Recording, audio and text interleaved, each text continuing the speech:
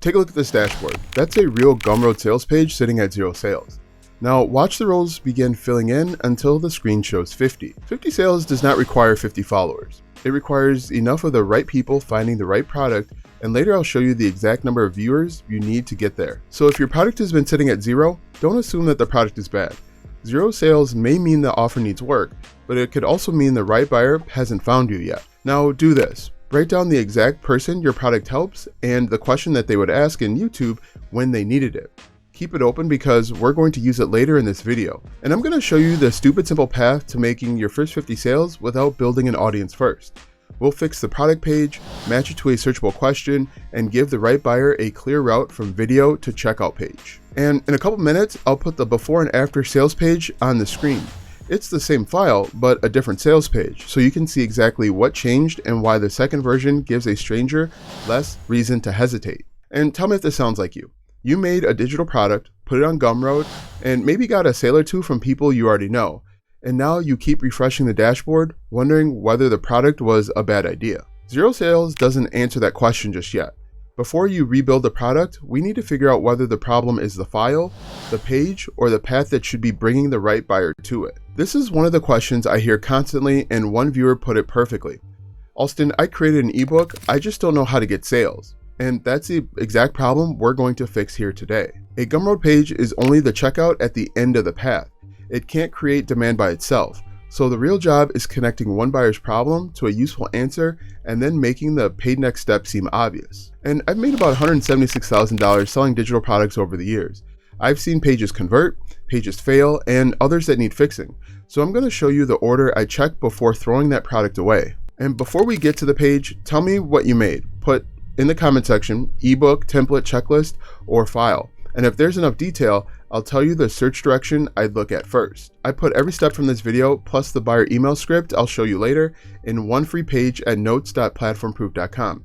You just need to enter your email, and I'll send you the page, and of course you can unsubscribe at any time. Step 1 is fixing the page before we start sending people to it. A better page can't create traffic, but it can make it much easier for the right buyer to understand what you're selling and decide whether if it fits or not. Most weak sales pages start by describing the file instead of the person that actually needs it.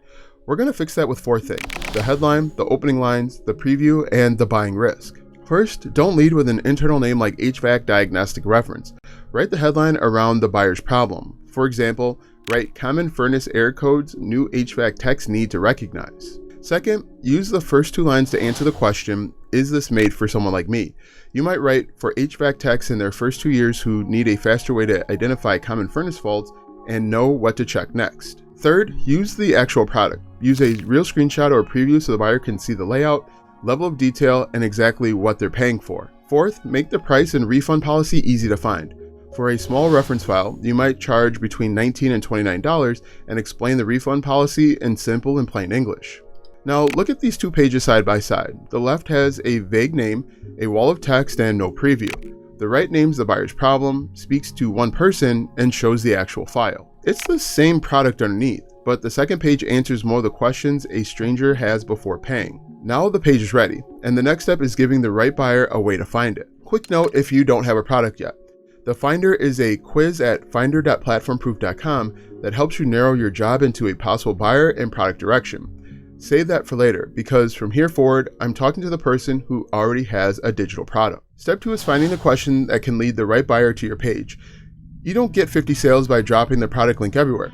You start with a question your buyer is already searching when the problem becomes important. Let's continue with our new HVAC technician.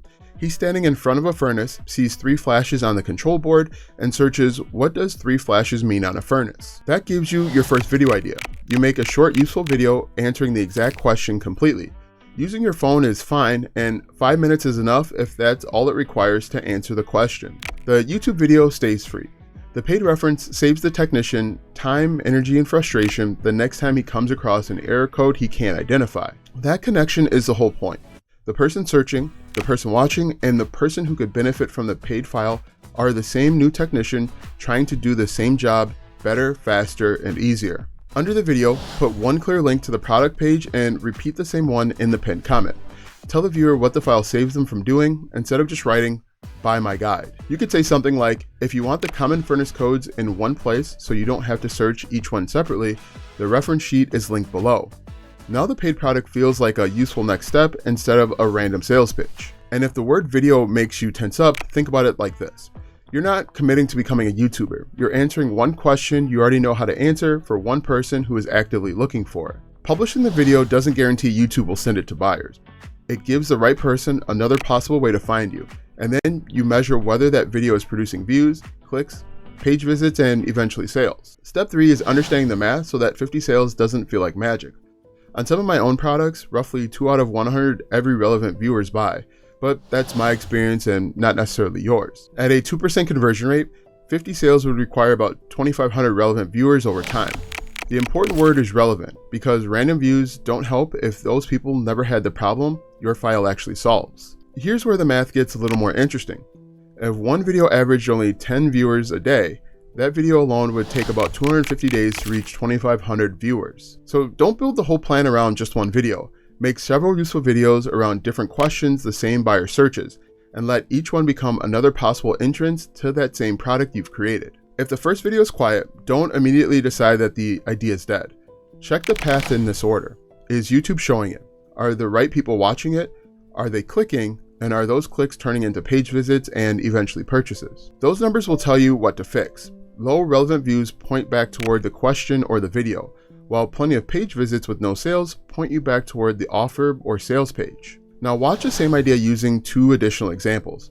The goal isn't to memorize the examples, it's to see how the same buyer gets a free answer and then a paid shortcut. Example number 1, a payroll clerk searches, what do I need to check before closing year-end payroll? The YouTube video walks through the process, while a $24 checklist gives the same clerk a page to work through during the actual close. In another example, a new dog groomer searches, how do I do a standard miniature schnauzer cut? An experienced groomer explains the cut, then links a $29 breed reference guide with the pattern, blade notes, and client consultation reminders all in one place. These are different jobs, but the process is the same. The person searches a real question, gets the answer for free, and then can pay for the tool that saves them time, money, or more frustration. And once buyers start coming in, don't immediately rush off and build another product. Use those buyers to learn where this one feels unclear and start with one simple question. Send a short email that asks, what almost stopped you from buying this? You're not looking for more compliments. You're looking for the hesitation that they had right before they decided the product was worth buying. If several buyers mention the same concern, list that concern on the sales page. Maybe the preview was unclear, the buyer isn't sure who the file is for, or the page never explains what the product saves them from having to do on their own. And I learned this lesson from one of my own buyers. She messaged me after buying something I'd made and said, there were a couple of typos, but I bought it because I trusted you. That stopped me because I'd spent months holding back products, trying to make everything perfect. Her message reminded me that done beats perfect, and as long as the product generally solves the problem, people will buy. Here's one example of someone using this exact process. Ben Eisen was a freelance designer who had already built systems and documents to manage client work, and he realized other freelancers could use them too. He packaged those workflows into a Notion pack, a collection of templates for proposals, invoices, agreements, and client collaboration. He wasn't selling secret design talent. He was packaging what he'd already understood. In his public write-up, Ben reported making about $2,000 early on. After more launches and promotion, he updated those numbers to $4,000, then $6,500, and then $11,000 before eventually saying he made about $16,000 after 2 months. His distribution system was different from the YouTube search path I'm teaching here. He shared with work friends, posted publicly, launched on Product Hunt, and used collaborations to get the product in front of the right people. That's exactly why this story matters. The product came from knowledge he already had, but a useful file still needs deliberate distribution before anyone can buy it. And before you go, screenshot this 4-step process. Start with one specific buyer and one problem they're already searching. Then make one useful video that answers that question completely. On the sales page, use that buyer's problem as a headline and explain who the file is for and what it helps them do. Show the real file, test a clear price, and make the refund policy easy to understand. Then add related videos around other questions the same buyer is searching. Each video becomes another way to promote your product instead of forcing one video to make all of the sales. And once sales start, use the buyer question we covered earlier. What almost stopped you from buying? If the same concern keeps showing up, use it to improve the sales page instead of guessing. Everything in this video assumes you already have something to sell. If the file doesn't exist yet, watch how to get your first 10 sales online without followers next, because that video starts at step 1. And in the next video, I'm going to stop explaining this and actually build one. I'll choose the idea, create the product, build the sales page, and publish the customer path on camera from start to finish. Comment proof builder if you stayed until the end and you're going to test this process instead of refreshing the dashboard and guessing. Now go build the damn thing. Quick disclaimer, this video is for educational purposes only. The examples and numbers I shared aren't guarantees of income or sales, and your results will depend on your product, buyer execution, and distribution.